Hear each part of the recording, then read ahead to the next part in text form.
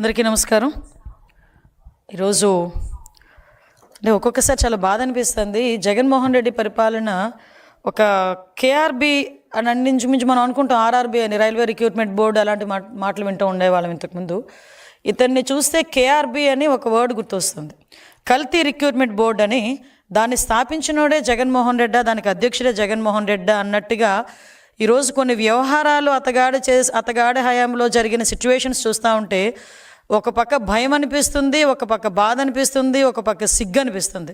ఇలాంటి వాడిన 5 సంవత్సరాలు ఆంధ్రప్రదేశ్ రాష్ట్రం భరించింది అని మనం అబ్జర్వ్ చేసుకుంటే, కోవిడ్ లాంటి పరిస్థితుల్లో వెంటిలేటర్ల మీద జనాలు చచ్చిపోతూ ఉంటే ఆ రోజు కల్తీ మందులు సరఫరా చేసి కల్తీకి నాంది పలికాడు, కల్తీ లిక్కర్ చేసి కల్తీ లిక్కర్కి నాంది పలికాడు.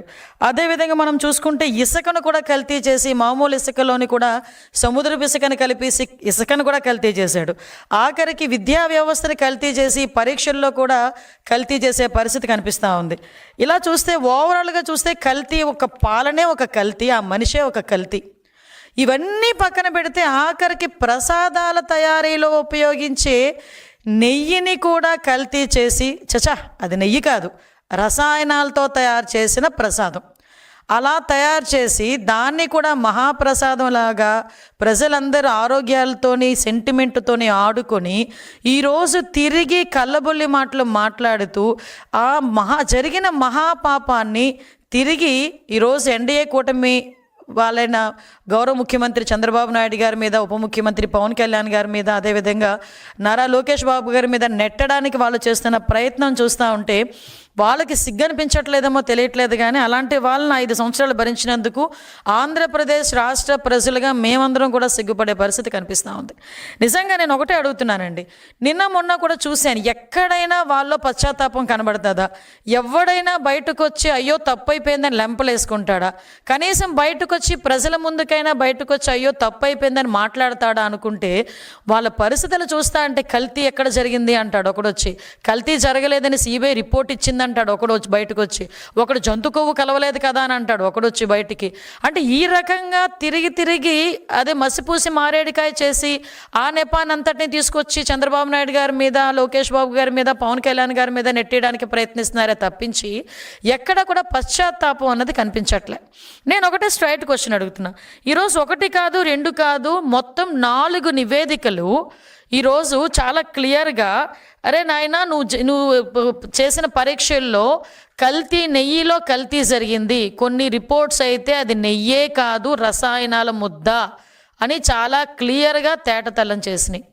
ఈరోజు ఫర్ ఎగ్జాంపుల్ 2022లో వైసీపీ గవర్నమెంట్లోనే మీ చైర్మన్, మీ బాబాయ్ వైవి సుబ్బారెడ్డి ఉన్న టైంలోనే ఒక రిపోర్ట్ వచ్చింది, దానికి సంబంధించి పరీక్ష ఆధారంగా ల్యాబ్ రిపోర్ట్ వచ్చింది. అది కూడా CFTRI రిపోర్ట్ ప్రకారం central food technological research institute Mysore, అందులోని చాలా క్లియర్గా అడల్ట్రేషన్ జరిగింది, కల్తీ నెయ్యి ఉంది, అందులో పామ్ ఆయిల్ ఎక్కువగా ఉంది అని చెప్పి ఆ రోజు రిపోర్ట్ ఇచ్చింది. మరి ఆ రోజు రిపోర్ట్లో నెయ్యిలో కల్తీ జరిగింది అన్నది క్లియర్గా కనిపించింది కదా.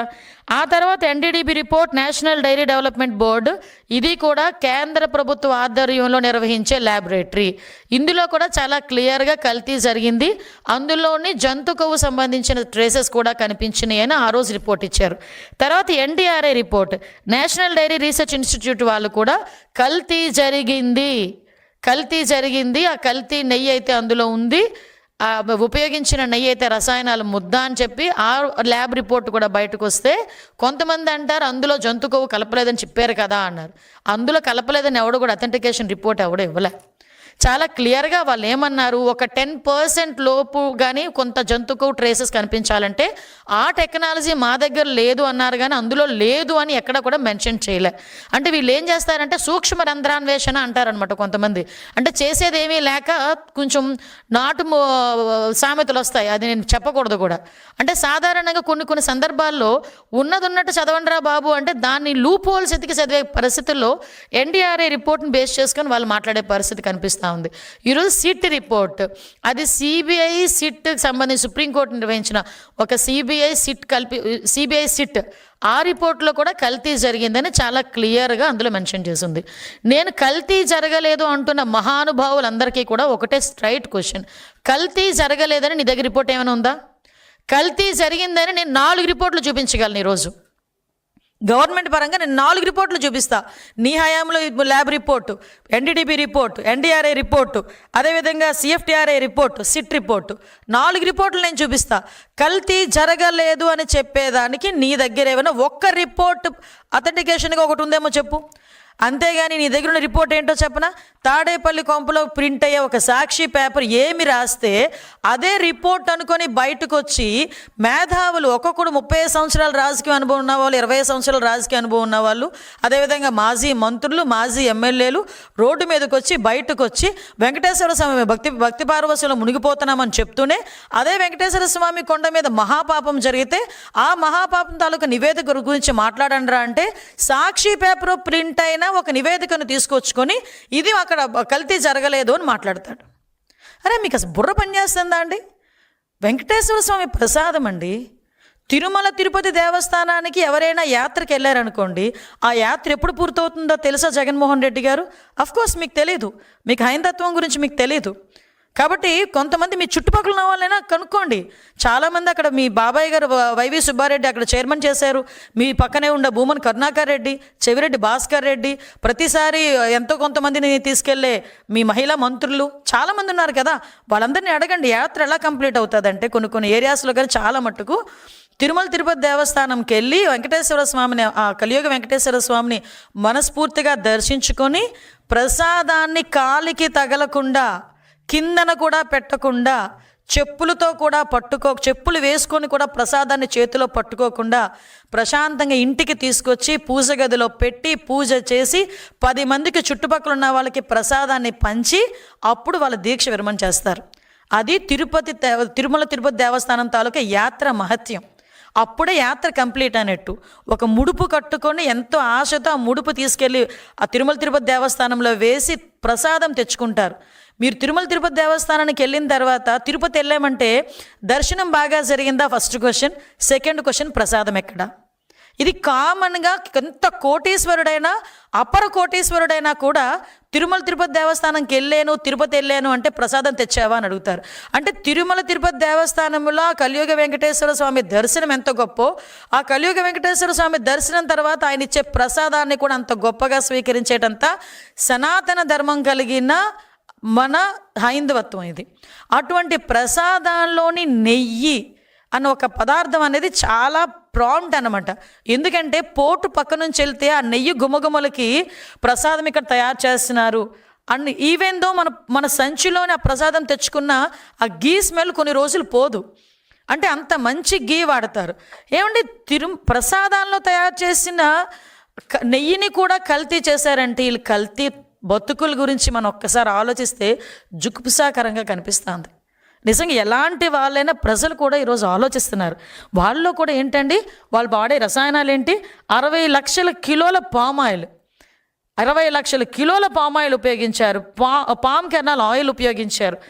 8.90 లక్షల acetic acid, Easter, lactic acid, food grades, monoglycerides, beta carotene. ఈరోజే తెలిసింది లప్సా. ఎందులో యూజ్ చేస్తారో తెలుసా అండి? బాత్రూమ్ క్లీనర్స్కి ఉపయోగించే ఒక కెమికల్ని దేవుడికి పెట్టే ప్రసాదంలో కలిపి అలాంటి దాన్ని కూడా తీసుకొచ్చి ప్రజలకు అప్పచెప్పి వాళ్ళ మనోభావాలతోనే కాకుండా వాళ్ళ ఆరోగ్యాలతో కూడా ఆడుకున్నారంటే నిజంగా క్షమించాలా అని అడుగుతున్నాను. నేను ఈ క్వశ్చన్ క్షమించాలని అడుగుతున్న క్వశ్చన్ ప్రజలను అడుగుతున్నాను. ఇలాంటి వాళ్ళని క్షమించాలా? ఇంకా మన మధ్యలోని వీళ్ళు మనుషులుగా తిరిగే అర్హత ఉందా వీళ్ళకి? ఎంత మహాపాపానికి వడిగట్టారండి. ఇది మహాపాపం కాదా? అంటే ఇదంతా కూడా గీలా కనిపించడానికి, గీలా చిన్న స్మెల్ రావటానికి ఇన్ని కెమికల్స్ వాడారు. అంటే ఇక్కడ లప్సా గురించి మాట్లాడితే ఇందాక మనం చాలా మాధ్యమాల్లో కూడా చూసాం. అసలు ఆ లప్సా అనేది ఎందుకు కొనుగోలు చేశారు అంత క్వాంటిటీ ప్రకారం? చాలా వాటికి సమాధానం చెప్పాల్సి వస్తుంది. ఈరోజు కల్తీ జరగలేదన్న మహానుభావులందరూ కూడా ఈరోజు అదేవిధంగా ఒకసారి చూస్తే ఇక్కడ అసలు నాకు ఇప్పటికీ కూడా అర్థం కాని ఒక లాజిక్ అనమాట. అంటే నేను సిట్ రిపోర్ట్ చూశాను, నెక్స్ట్ ఇంకొక విషయం చెప్పాలండి, దాని తర్వాత దీని దగ్గరికి వస్తా. కరెక్ట్గా ఇంకా సిట్ ఛార్జ్ షీట్ వస్తుంది అని, సిట్ రిపోర్ట్ వస్తుంది ఇంకో 4-5 రోజుల్లోనో లేకపోతే 2-3 రోజుల్లోనో అనేసరికి ప్రజల తాలూకా మైండ్ సెట్ని ప్రిపేర్ చేయడానికి ఒక అబద్ధపు మూక బయలుదేరింది.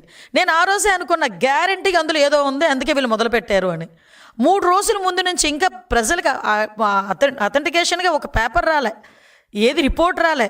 కానీ 3 రోజుల ముందు నుంచి ఇందులో జంతుకోలేదని సిబిఐ చెప్పింది, జంతుకోలేదని సిబిఐ చెప్పింది, జంతుకోలేదని సిబిఐ చెప్పింది. అంటే ప్రతి ఒక్కరు ఎలా ఆలోచించారంటే జంతుకోలేదా అంటే కల్తీ జరగలేదా?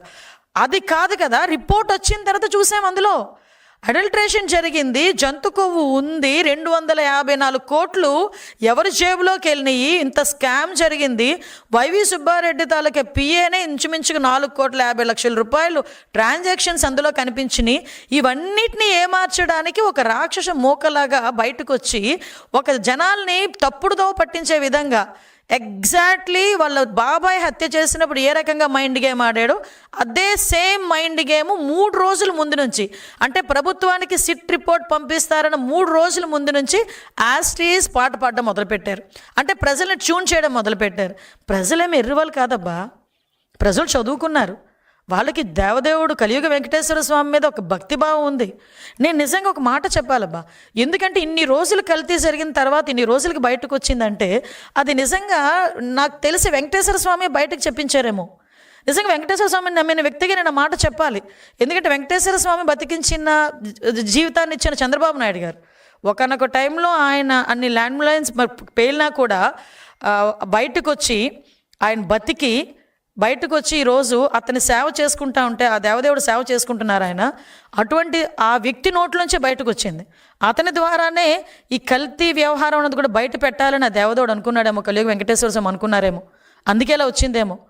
ఆఖరికి ఎన్ని అవమానాలు పడ్డారండి. బయటకు వచ్చి చంద్రబాబు నాయుడు గారు క్షమాపణ చెప్పాలి, లోకేష్ బాబు గారు క్షమాపణ చెప్పాలి, పవన్ కళ్యాణ్ గారు క్షమాపణ చెప్పాలి. అసలు క్షమాపణ కాదు, క్షమాపణే లేని పనిష్మెంట్ ఏదైనా ఉంది అనుకుంటే మీకు ఇవ్వాలి ఇప్పుడు. అలాంటిదండి ఈరోజు మళ్ళీ చూస్తే అందులోని మళ్ళీ వీళ్ళు మాట్లాడతారు టెండర్ ఫైల్ కనుక మనం చాలామంది అందరికీ తెలుసు టెండర్ ఫైల్లో నెయ్యి ఎలా వస్తుందండి? పాలుంటే నెయ్యి వస్తుంది, అంతే కదా. పాలే అవసరం లేదంట.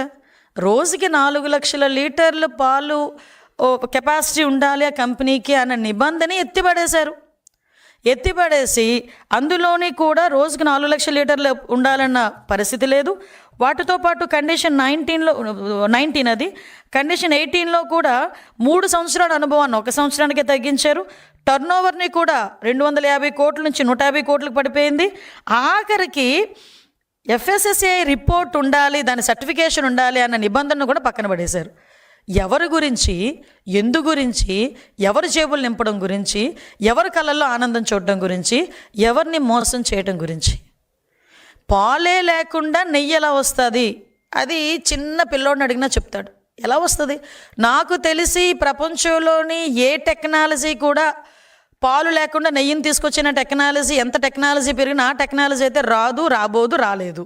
కానీ ఇలాంటి టెక్నాలజీ ఏవైనా నేను ఇందాక చెప్పాను కదా, ఈ కేబీఆర్ బోర్డులో ఏమైనా తాడేపల్లిలో ఉందేమో ఒకసారి చూడాలి.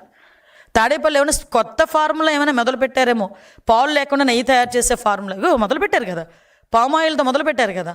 ఇలా తీసుకొచ్చిన పరిస్థితి కనిపించింది. ఆఖరికండి 2022లో ఒకటి నిబంధన ఉంటుంది, బీటా సిస్టోస్టిరోల్ టెస్ట్ ఒకటి ఉంటుంది. ఆ టెస్ట్ చేయాలి కంపల్సరీగా. ఎవరైతే సరఫరా చేస్తున్నారో నెయ్యిని ఆ టెస్ట్ కంపల్సరీ వాళ్ళకు ఉండాలి. ఆ టెస్ట్ నిబంధనని కూడా సడలించేశారు. ధర్మారెడ్డి గారే పెడతారు, ధర్మారెడ్డి గారే తీశారు. ఎందుకోసం తీశారో తెలియదు, ఎవరి కోసం తీశారో తెలియదు, ఎంత దానికి ఖరీదు చేశారో కూడా తెలియదు, ఎవరు జేబులు నింపడానికి చేశారో కూడా తెలియదు. ఎందుకు చేశారని అడిగితే దానికి సమాధానం లేదు. ఈరోజు ఆఖరికి లాస్ట్ అండ్ ఫైనల్గా ఈ మహాపాపాన్ని తల చుట్టుకుంటుంది అనుకున్నాడో ఏంటో తెలియదు. కానీ ఈ వైవి సుబ్బారెడ్డి ఎక్స్ చైర్మన్ జగన్మోహన్ రెడ్డి తాలూకా వాళ్ళ బాబాయ్ ఈ రకంగా ఈరోజు మాట్లాడుతున్నారు. ఈరోజు ఒకసారి వినండి ఒక interview. I agree that they have submitted in their report that ghee is adulterated, and they have also mentioned adulterated ghee supplied because of so many people's involvement and some officers' involvement, some third persons' involvement in the, all those people were named and charge sheeted also. Ghee is adulterated with some palm oil, some canola oil, some other items, whatever it is that is found in the CBI SIT report that has been mentioned there.